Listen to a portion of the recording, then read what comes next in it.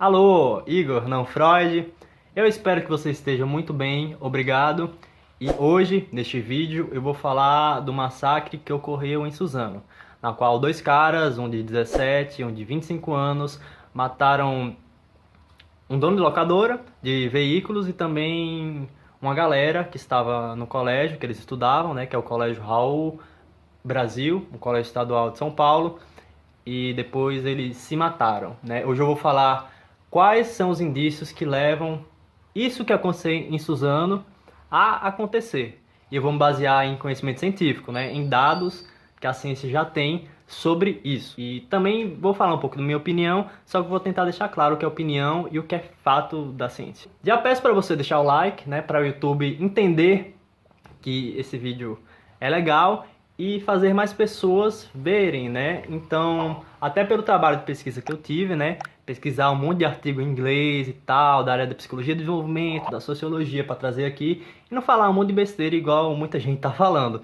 Então, se você achar que vale a pena, né? Deixa aí o seu like, se inscreve se quiser mais vídeos assim e não deixa de compartilhar, por favor, para chegar a mais gente possível, né? Esse vídeo aqui. Então, vamos pro vídeo. Não, Freud. Primeiramente, quando eu descobri isso, né, o que aconteceu em Suzano, eu fiquei bem triste.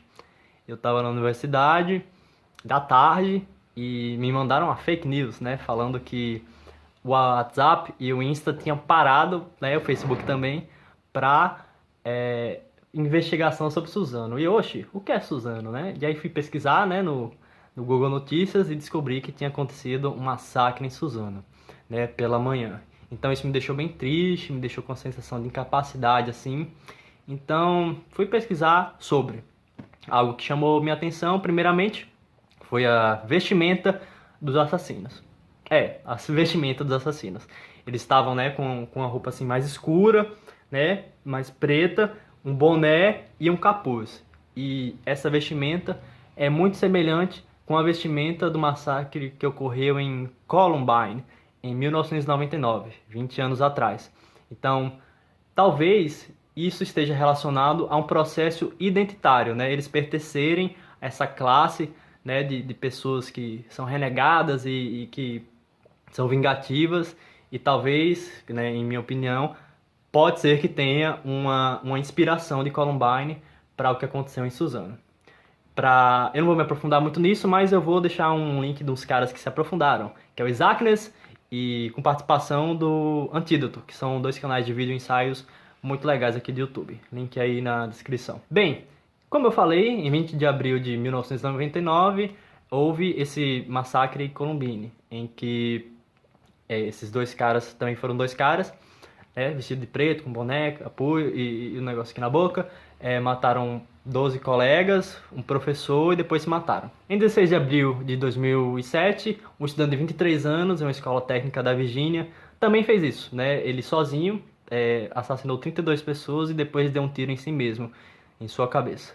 E agora, em 2019, no Brasil, esses dois casos que eu falei foram nos Estados Unidos, ocorreu essa tragédia em Suzano com um total de 10 mortos.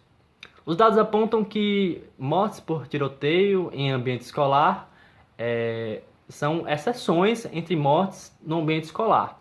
Mas mesmo assim, esse tipo de caso choca, né? Traz muita comoção do povo e traz muita atenção midiática. Inclusive declarações de figuras públicas, como a declaração do nosso vice-presidente, o general Mourão, que falou: os jovens estão muito viciados em jogos violentos, né? Então, dando a entender que o que aconteceu em Suzano foi influenciado por jogos de realidade virtual, né? Esses jogos puderam ter influenciado os ataques. Então hoje vamos discutir um pouco sobre isso, se é assim mesmo, né? De acordo com a literatura científica. Bem, então o que causa essa violência juvenil, né? O que causa esses atos de violência? Aqui vão alguns indícios, né? Baseados na literatura científica, da psicologia e de algumas outras áreas, né? O primeiro indício, né? Uma das primeiras explicações é que o cérebro imaturo do adolescente, particularmente a parte do córtex pré-frontal, fundamental para o julgamento e a supressão do impulso ainda não é desenvolvido. Então, por isso que jovens não podem dirigir, não podem votar, não podem beber, né? Uma das causas, porque a nossa parte do cérebro responsável por medir consequências, por tomar a decisão, não está totalmente madura, né? Isso já é bem consolidado na literatura. Então, segundo o autor Daniel R. Weinberg, né, que é o professor de Psiquiatria, Neurologia e Neurociência na Universidade de Johns Hopkins, em uma matéria para o New York Times, ele argumenta que para entender tragédias como essa, a gente tem que entender a biologia do cérebro do adolescente, né? Justamente pelo córtex pré-frontal estar imaturo, agora um adolescente frustrado e raivoso pode ter acesso a armas em uma cultura que romantiza armas de brinquedo. Então, ele fala isso nos Estados Unidos, mas a gente pode muito generalizar para o Brasil, né? Principalmente com o governo Bolsonaro, né? Que ele tem uma foto dele fazendo uma arminha de mão em uma criança. Então, esse autor, né, o Weinberg, continua e diz que não importa a cidade, não importa a escola. Se uma arma é colocada no controle de um córtex pré-frontal injuriado e vingativo, uma tragédia vai acontecer. Mas não me entenda errada, não é que pessoas com córtex pré-frontal danificados ou imaturos vão fazer massacres. E sim que pessoas dentro do contexto cultural, dentro do processo de identidade, justamente com o córtex pré-frontal, que é responsável por tomar a decisão, inibir impulsos, medir consequências, não desenvolvido, vai levar a tragédias como essa. Outro indício de violência juvenil é gangues na escola, segundo dados da NSES, né, no documento Youth Violence. Outro indício também é um ambiente familiar rejeitador, coercitivo e caótico. Então, a gente vê que tem várias causas, né? Esse ambiente familiar causa comportamento agressivo na criança.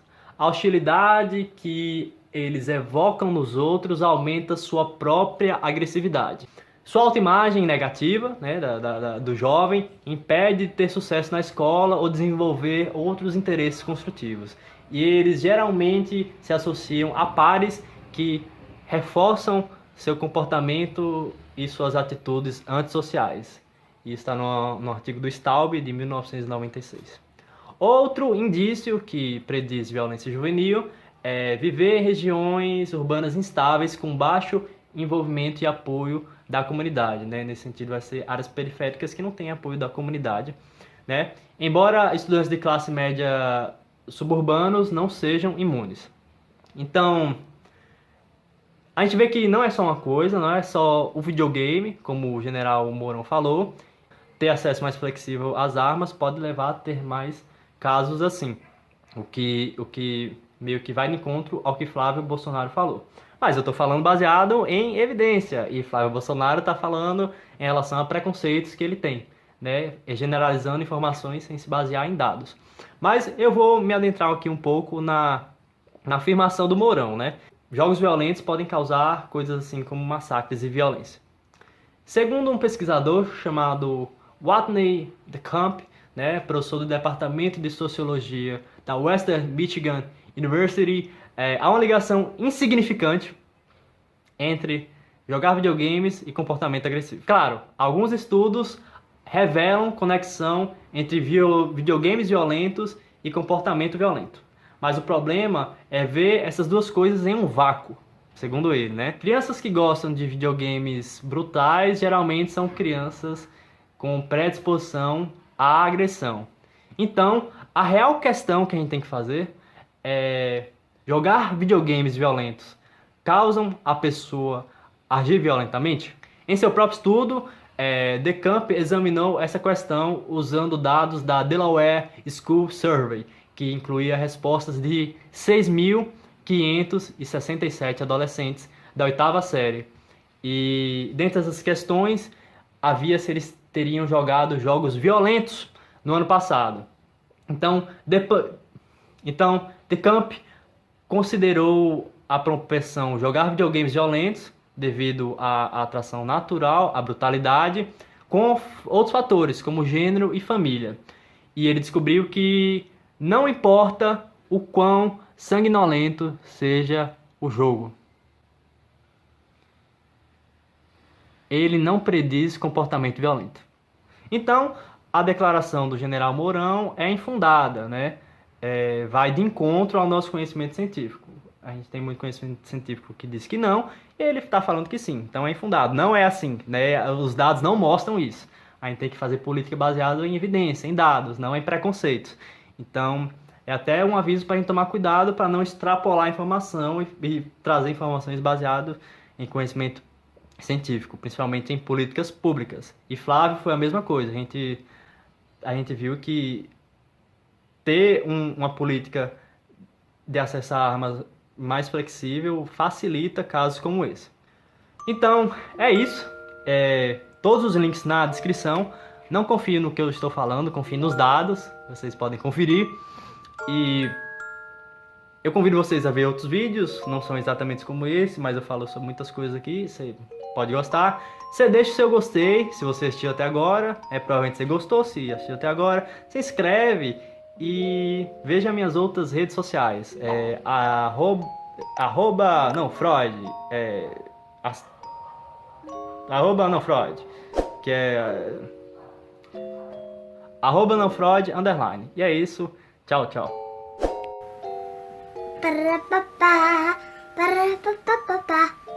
Ei, tá lembrando não?